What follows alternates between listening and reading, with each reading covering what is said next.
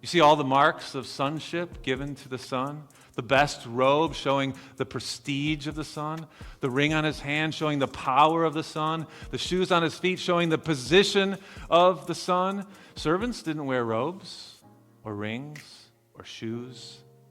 Only sons wore those things. And they celebrated, for this son was lost, but now he's found.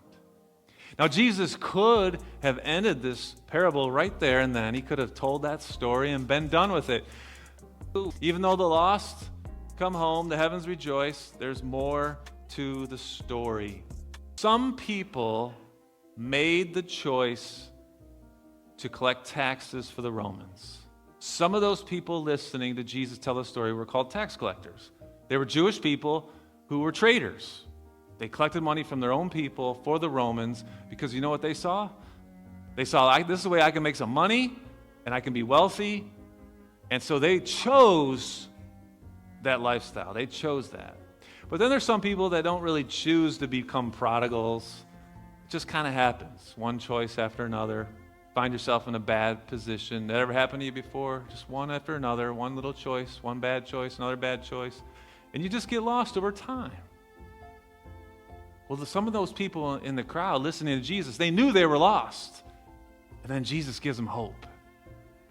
He gives them tremendous hope.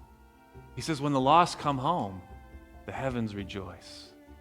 But you know, there's another group of people listening, those Pharisees, the lawyers, the scribes, and they weren't lost in their minds. They didn't consider themselves to be lost at all.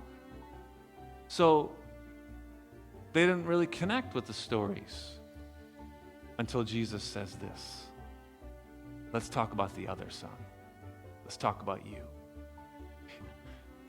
See, Jesus is illustrating for us in this parable of the two sons. Rich, really, they're both lost. Only one was found.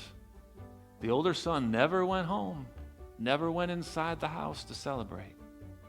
So he's really telling the story of two lost sons, and there will always be two ways people try to get to heaven.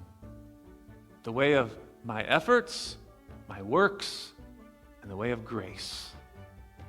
God's works. Jesus' work on the cross. And so that's the story Jesus is telling. And the other son, he was so righteous, he never disobeyed his father's commands. Did you get that? He doesn't celebrate in his father's house. He's not going to.